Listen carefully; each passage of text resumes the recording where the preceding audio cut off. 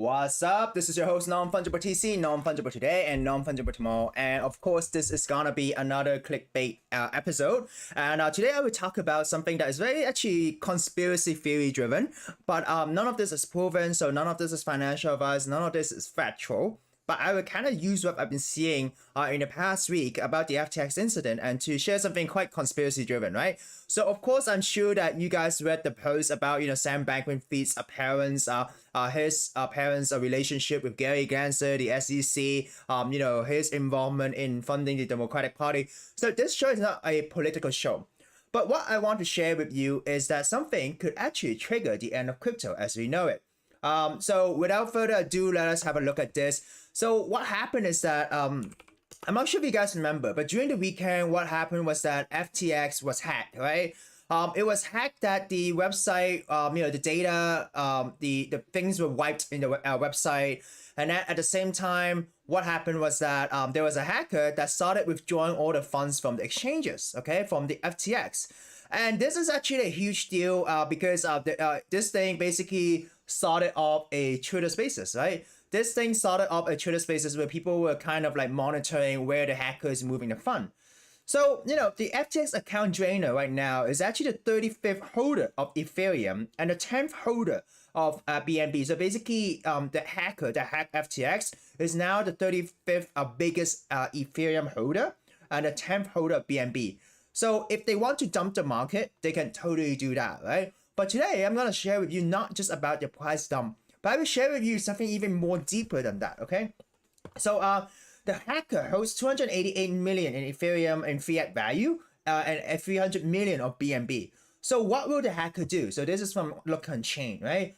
FTX account drainer currently have this amount of BNB and 1.7 million DAI on Binance Smart Chain. So next he might swap these BNB and DAI, I think it's a DAI, right? DAI is like a decentralized stablecoin for ETH according to his previous trading behavior. Arbitrageurs should be happy when he's exchanging BNB for ETH. So an arbitrage of 208 billion, okay, of BNB. So 21 hours ago, the drainer dumped 10k BNB. So when this hacker kind of dumps, this BNB in a market like this, it could cause wave. It could cause the sudden dump in the price of BNB, right? Because right now the market is quite illiquid and people are shaking out. So at the same time, the bot exchanged it, the hacker, for 452 ETH for 2,390 BNB, right? So what does the account drainer will do with the ETH, right? Most hacker will deposit the fund into Tornado Cash. But, the US Treasury kind of sanctioned against Tornado Cash. So they cannot use Tornado Cash as a mixer to hide the track. So currently, Tornado Cash hosts 95,562 ETH, far less than the account drainers 228,524 ETH. So you can see that this account drainer actually has more money than Tornado Cash, right? So it's difficult for them to deposit into Tornado Cash. So what will happen is that, according to this theory, is that what the hacker will do is that the hacker will dump Ethereum in the market, right? So when they dump the Ethereum into the open market, the price of Ethereum will dump, right? Because basically the hacker is just panic selling, just selling and then triggering all of the liquidations, right? But at the same time, because the hacker himself or herself or the entity know when they're going to dump the crypto, they could open a lot of exchange accounts. They could open a lot of positions of shorting Ethereum and shorting the market in general. So when they dump the market and then when the market starts crashing, basically the hacker will be printing money because they are shorting the market, right? So if you short a market when it dumps, you basically make money. So that's the logic, right? So right now, Looks Unchained is saying that if you know how to use bots and stuff, MEV bots, you can try doing this, short the Ethereum once you see the dump commence, right? So yeah, it's interesting, right? I think definitely this is a short-term thing that we need to be aware in terms of the market and why is it so shaky right now. But I do have something that is more conspiracy driven, right? Just yesterday, what happened is that MasterCard, Wells Fargo, Citigroup, and others launched a 12-week experimental digital dollar pilot with the New York Fed. So the Federal Reserve is now pushing forward digital currency, pushing their own central bank digital currency, CBDCs. So a lot of these conspiracy theory is basically like, okay, what if this second crash, like the crash of the second largest crypto exchange, could trigger a lot of regulation, and then regulators start saying that, hey, DeFi, crypto, blah blah blah, in general is no good. You better use digital asset that we backed by the bank, right? And then that could end crypto, in the way that we know it, right? And not only that, there's actually more theories involved. So I will talk to you through about this, right? So what happened was that, I forgot, the post is not here. Let me pull it out for you, okay? But at the same time, recently, BlockFi has confirmed that they are gonna go bankrupt. Okay, they have filed bankruptcy. So at the same time, another firms that go under is actually Genesis. So Genesis is actually a subsidiary of a digital currency group. In the past, if you heard of GBTC, Grayscale Bitcoin, approved Bitcoin Spot ETF, the entity that has been applying for this is actually Grayscale. And Grayscale is also a subsidiary of Digital Currency Group. So, Genesis are saying that there's a chance that they will have liquidity problem, okay, because of the 3AC loss, now the FTX, right? So it could be the second Lehman, according to Wu Blockchain. So what does it mean is that there's a potential that there will be institutional implication. And it actually makes sense because FTX to a certain extent is actually very institutional driven as well. So, there's got to be institutional impact, and whether faith could be restored in a short period of time is very hard to say, and especially if the Fed is pushing this digital asset agenda, right? Why is everything happening at the same time, right? There's a saying in Chinese, in Cantonese, 趁你病攞你命. It basically means that when you're sick, I will kill you, right? So it's saying that because this state is so weak, the faith in crypto right now in general is so weak, even though it's not crypto's fault, right? It's humans' greed, right? It's a person's fault, it's a group fault, right?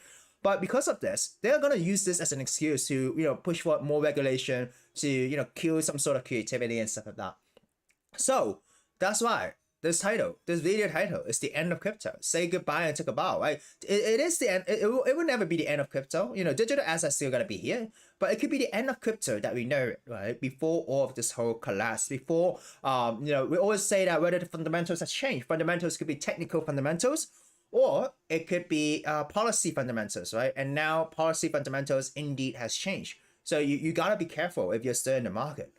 So moving on, I just want to share with you. So one of the biggest things I want to share is actually Dylan Leclerc's tweet, which is actually very makes sense, right? What will you do if the FTX exploiter starts staking the 280 million of ETH and the US government attempts to force regulate financial institutions to censor and or slash the stake, right? You have the ability to do that. It's just social consensus after all. What happens if the US forces the hand of these regulated custodians to enforce base layer censorship, right? What happens if they enforce this institution to not attach to the censorship resistant chain instead of just merely not processing these blocks themselves? Remember a while back we were talking about the OFAC compliant chain? Similar logic.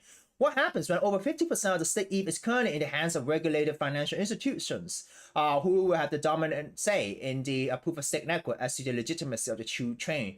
Are they going to fork without circle? Say bye-bye to DeFi. This is clearly fascinating how no one will see. So basically, what Dan Leclerc is saying that because this hacker has a lot of implication, now they hold, they are now the 30th biggest Ethereum holder.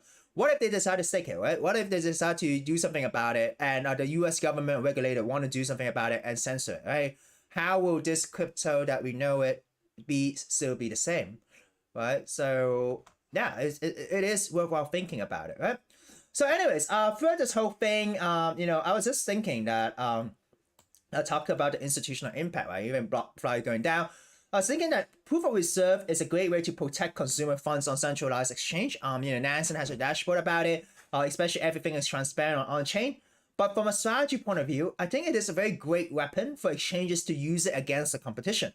Because now you can guess each exchange's demographics, right? This reminds me of an advertisement that I saw from Bloomberg. The visual was that each crypto is its own culture. So, for example, if a crypto exchange is mainly holding Dogecoin, we can kind of get that the people trading there is actually retail, right? And also maybe the age range of which type of people like Dogecoin. But then if the exchange is basically holding like DeFi tokens, institutional grade DeFi tokens and stuff like that, then that exchange is more institutional driven, right? And also based on the tokens that your competitor is holding, right?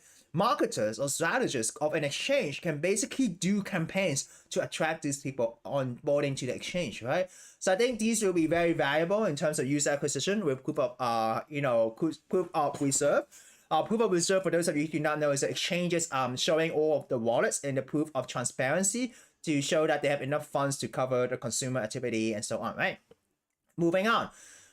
Today market is shaky, and not because of FBF and stuff like that, and it is geopolitical, right? Because Kiev says Poland strike a very sensitive issue, right? So there was a missile that hit Poland, and Poland is actually part of the NATO. And initially, it was said that it was Russia's missile, which could actually trigger the NATO to go to war.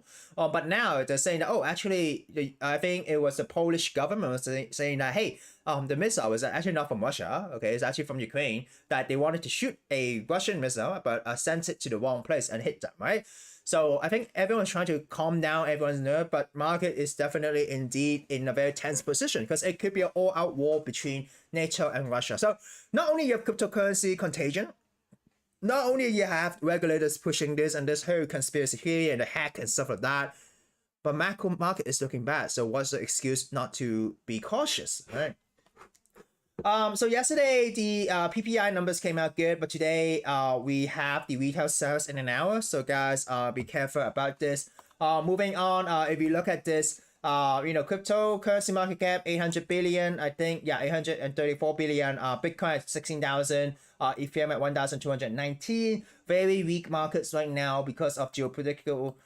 Stable coins went down. Crypto market cap, it means that people are, the money is leaving the market. And you look at the smart money. Smart money is actually going to USDC, BUSD, right? Ethereum, right? And also Matic. So basically, smart money is actually moving to stable coins, right? And you saw here, new article, EU moving to ban privacy coins, right?